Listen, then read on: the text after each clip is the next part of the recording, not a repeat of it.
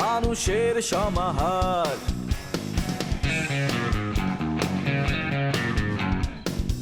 ভেতর আর বাহিরে চলছে উৎসব অপেক্ষার। এই শহরের হাজারো বাড়ির মতো নিয়ে হাসি কান্নার গল্প যত। এই শহরের হাজারো বাড়ির মতো নিয়ে হাসি কান্নার গল্প যত। প্রতিবার এখানে বেজে যায় কলিং বেল।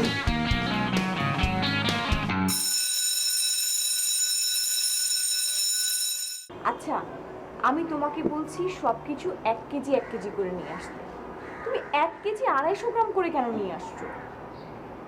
জি, জনাব শ্রদ্ধেয় মজিদ সাহেব আমাকে বলেছেন প্রতিনিয়ত ডে বাই ডে নিজেকে আপগ্রেড করতে। সেজন্য আমি চেষ্টা করছি নিজেকে আপগ্রেড করার। এখানে আপডেটের কি আছে? আছে এই যে এক্সাম্পল, টার্মিনেটর সিরিজের প্রথম পার্ট 1984 সালে। ওই যে আর্নল্ড ওই যে নিগার ভাই, শুভাসনেগের। জি শুভাসনেগর। এই যে টার্মিনেটর পার্ট 1, 2, 3, 4, 5 সবগুলোতে শুধু উনিই ছিল হিরো, কিন্তু প্রত্যেকটা সিরিজে উনি নিজেকে আপগ্রেড করেছে। আমিও ঠিক একইভাবে চেষ্টা করছি নিজেকে আপগ্রেড করার। ঠিক আছে, কিন্তু 250 গ্রাম বেশি আনার মধ্যে আপগ্রেড করার কি আছে? জি আছে, মানে সেটা হচ্ছে ভবিষ্যৎ চিন্তা করে, মানে হচ্ছে ভবিষ্যৎ প্রজন্মের কথা চিন্তা করছি। ভবিষ্যৎ প্রজন্ম উনি আপনার মধ্যে আছেন। আচ্ছা ঠিক আছে, খুব ভালো, মানে অনেক ভালো, তোমার অনেক উন্নতি হয়ে যাচ্ছে, কিন্তু প্লিজ আর না, মানে যা বলি ঠিক ততটুকু করলেই চলবে। ঠিক আছে, জি থ্যাংক ইউ। Mention not.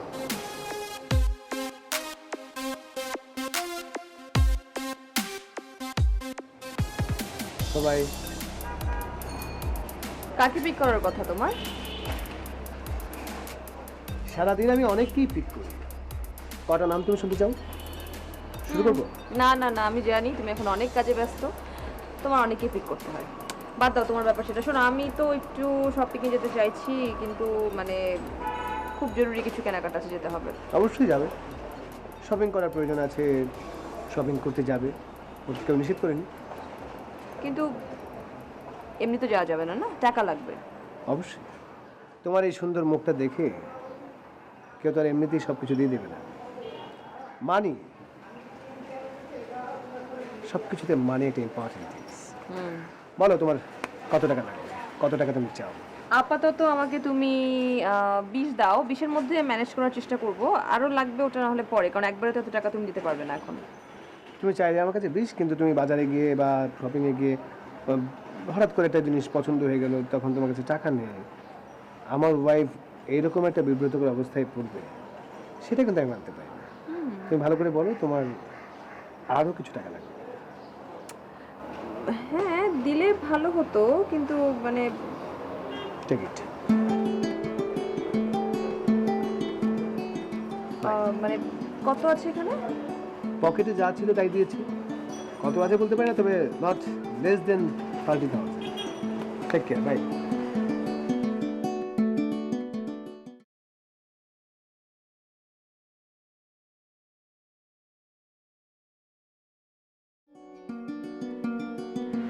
কেমন আছেন আপনি? ভালো আছি।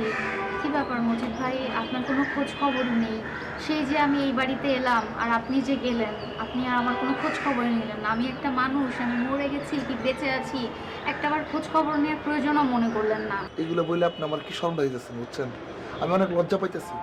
দেখেন, আমার এই ছোট্ট কাজে এত বড় একটা পরিবারের দায়িত্ব নিয়ে আমি চলি, আমার কি কম কাজ বলেন?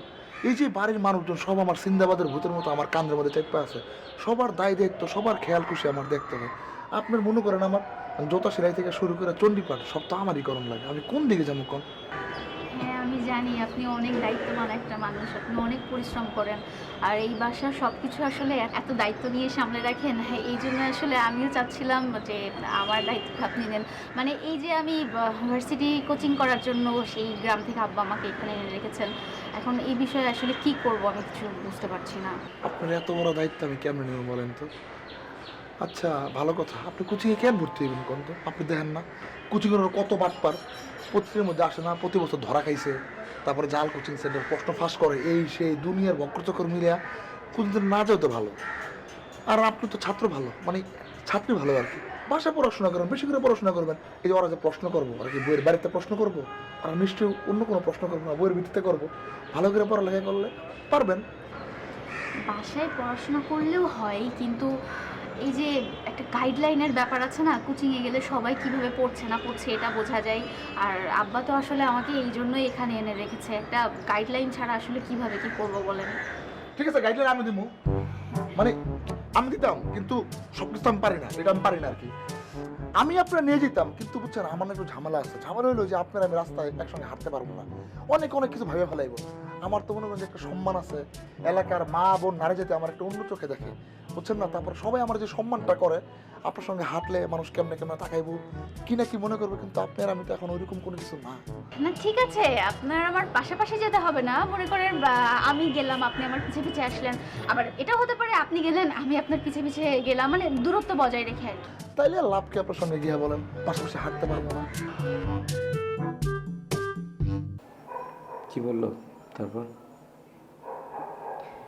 বললো প্রথমে আলট্রাসাউন্ড করতে, করলাম, করার পর কিছুক্ষণ পর রিপোর্ট দিল।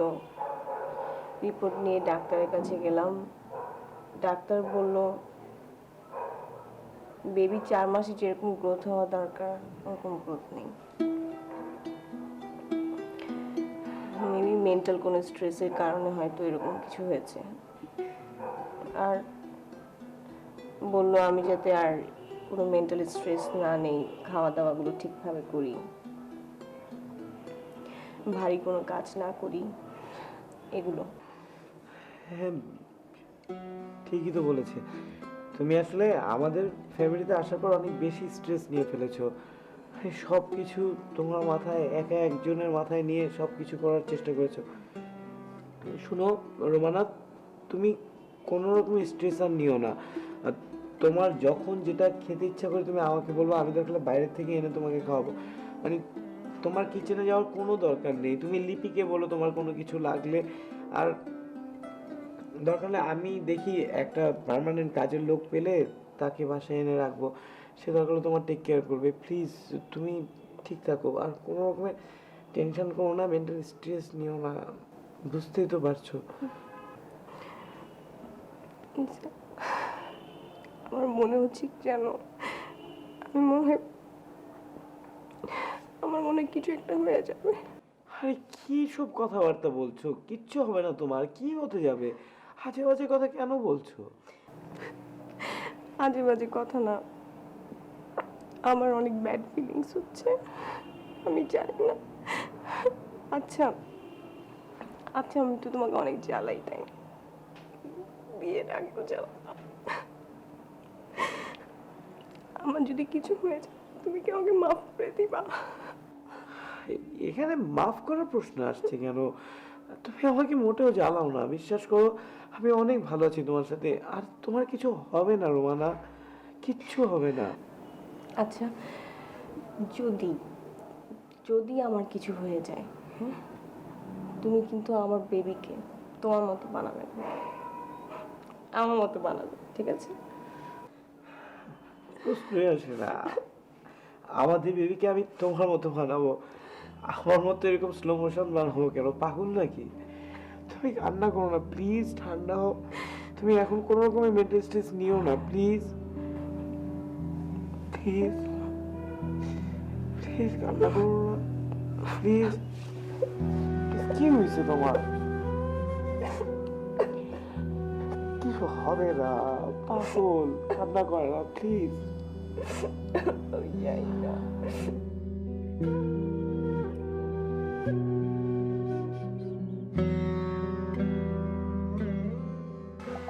আচ্ছা, আজকে সূর্য কোন দিক থেকে উঠেছে বলুন তো?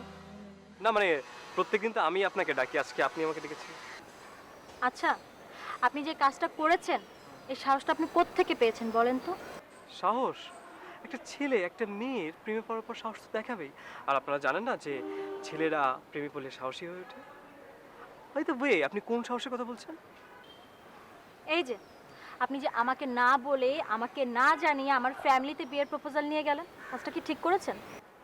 আচ্ছা, আমার মনে হয় যে তুমি ছোট মানুষ না, মানে ইভেন আমিও ছোট, হ্যাঁ, আমাদের মনে হয় না এই ব্যাপারটা নিয়ে কথা বলা উচিত। ওটা মুরব্বীদের ব্যাপার, ওরা দেখবে। আমি শুধু এমনি প্রাথমিক কথাবার্তা বলতে গেছি। মানে কি, এই ব্যাপারটা তো আমি ইনভলভ, আমি রিলেটেড ব্যাপারটা আমি জানবো না? চেয়েছি তো, অনেকবার তোমাকে জানাতে চেয়েছি, অনেকবার তোমাকে বোঝাতে চেয়েছি যে আমি তোমাকে ভালোবাসি, কিন্তু তুমি তো বুঝতেই চাচ্ছ না। তুমি আর 10টা ছেলের মতো আমাকে মনে করছো। তুমি মনে করছো যে আমি তোমাকে ব্যবহার করব, হ্যাং আউট করবো, কয়েকদিন ঘুরে বেড়াবো, তারপর ছেড়ে দেবো। তো আপনার কি মনে হয় আপনি যে কাজটা করেছেন এখন সবকিছু ঠিকঠাক হয়ে যাবে? না, কিন্তু আমি চেষ্টা করতে থাকবো। ওয়েল, ট্রাই করতে থাকেন।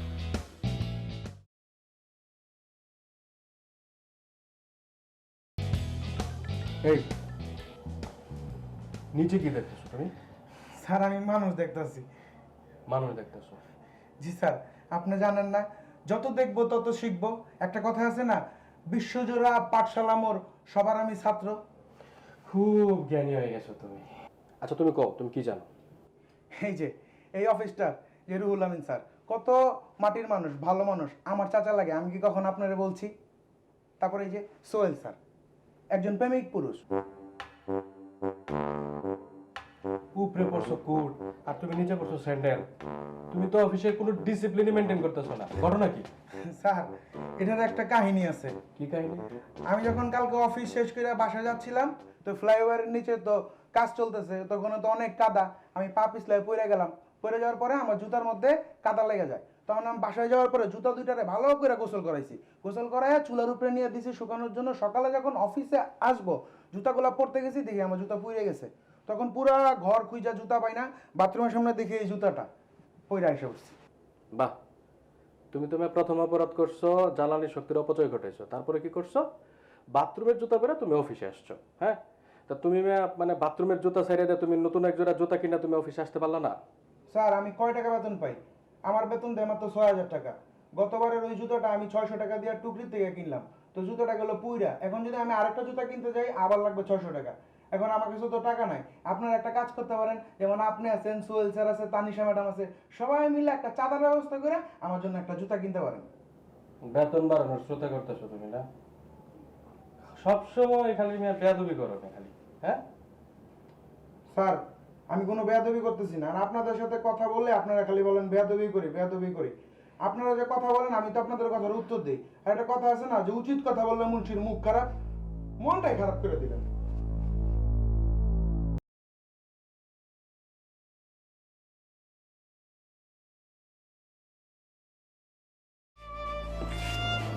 কি ব্যাপার কর, জ্বর কমেনি তোমার ভাবি?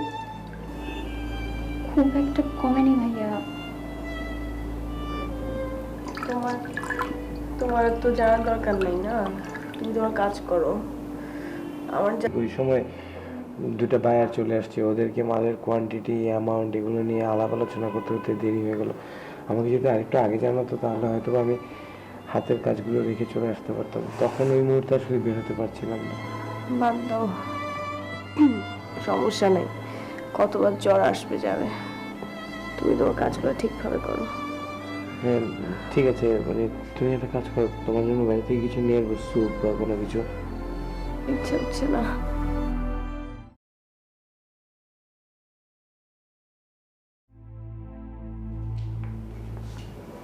হ্যালো। Hi, hi. এখনো কাজ করছেন? বাসায় যাবেন না? হ্যাঁ অবশ্যই যাবো। আমাকে তো কাজের কথা বলতে বলতে দেখছি নিজেই কাজের মধ্যে ডুবে গেছেন। কি করবো বলেন, আপনার সাথে পাল্লা দিয়ে চলতে গেলে তো আমাকে কাজটা শিখতে হবে।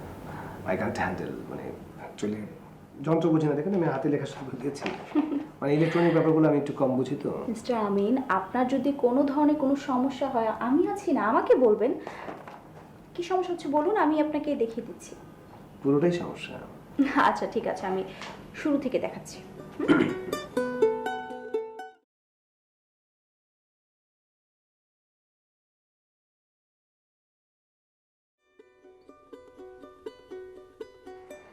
এই এই এই এই আপনি আমার বাসার সামনে কি করেন? সরি, কোনটা আপনার বাসা? সরি, আমি তো বাসার সামনে না, আমি রাস্তায় দাঁড়িয়ে আছি। দেখুন না, এটা সরকারি রাস্তা। দেখেন, ওই যে একটা রাস্তা, ওইটাও সরকারি। রাস্তা আর এই যে এই রাস্তাটা, এটাও সরকারি। কিন্তু আপনার সরকারি রাস্তাটা শেষ আমার গেটের সামনে কেন? শুনুন, আমি এই প্রজাতন্ত্রের একজন ক্ষুদ্র প্রজা এবং আমি সরকারের প্রত্যেকটা নিয়মকানুন মানি। তার মধ্যে যেরকম ট্যাক্স দিই, কোনো রকম অবৈধ কার্যকলাপ করি না। সুতরাং সরকার থেকেও আমি কিছু ফ্যাসিলিটি পাই। তার মধ্যে সরকার অনুমোদিত এবং তৈরিকৃত যে কোনো রাস্তায় আমি নির্বিঘ্নে চলাচল করতে পারি এবং সেখানে আমি বৈধভাবে দাঁড়িয়ে থাকতে পারি এবং পথশিশুর মতো আমি প্রচণ্ড ক্লান্ত হয়ে গেলে এখানে আমি ঘুমিয়েও পড়তে পারি। কেউ মানে কোনো নাগরিক সেটাতে আইনতভাবে বাধা দিতে পারে না। দেখেন, আপনি পথ শিশুর মতো এখানে ঘুমিয়ে থাকেন, নয়তো বেয়ারিশ লাশের মতো এখানে মরে পড়ে থাকেন, আমার তাতে কিচ্ছু যায় আসে না। বাট আপনি যে মরবেন না, ওই মরাটা আমার গেটের সামনে মরবেন না প্লিজ। কারণ আপনার ওই মরার দুর্গন্ধটা না আমি নিতে পারবো না। আপনি চান আমি মারা যাই? আপনি চাইলে আমি এখনই মরে যেতে পারি। আমি দরকারের উপর থেকে লাফ দিয়ে মরে যেতে পারি, কিন্তু আমি তো রোমিও কিংবা মজনুর মতো পাগল না। আমি এখনকার স্মার্ট দিই, বুঝছেন? ওরা তো মরে বোঝে না যে কীভাবে ভালোবাসতে হয়। আর আমি চাই বেঁচে থেকে দেখতে যে আপনি আমাকে কতটা ভালোবাসেন। আমি আপনার সাথে বুড়ো হয়ে মরতে চাই। দেখেন, এসব Romeo, Juliet, Laili, Majnu, Siri, Farhad, ওদের প্রেম কাহিনী আমাকে বলতে আসবেন। ওদের প্রেম কাহিনী আমি খুব ভালো করে জানি। এই যে আপনারা যারা আজকালকার ছেলেরা প্রেমে পড়েন, নতুন নতুন প্রথম নিজেকে খুব রোমিও, নিজেকে খুব মজনু ভাবেন, কিন্তু লাস্ট পরিণতি কি হয় আমার খুব ভালো করে দেখা আছে, জানা আছে। সেসব বন্ধ করেন আর আমার পেছনে এভাবে লেগে থাকবেন না প্লিজ। সরি, আমি আপনার পেছনে কখন লেগে থাকলাম? আমি সামনে দাঁড়িয়ে আছি আর আপনি নিজেই তো আমার সাথে কথা বলতে আসছেন। আমি তো ইসাক ভাইয়ের সাথে কথা বলতে আসছি। আর আমি তো আপনার সাথে কথা বলি না, আমি সিনিয়রদের সাথে কথা বলি। সরি, আমি আপনার কাছে খুব ইনসিকিউর ফিল করছি। আপনাকে প্লিজ করছেন, প্লিজ দেখুন, আমি না সিনিয়রদের কাছে যাই। সরি, হ্যাঁ, আমি সরি।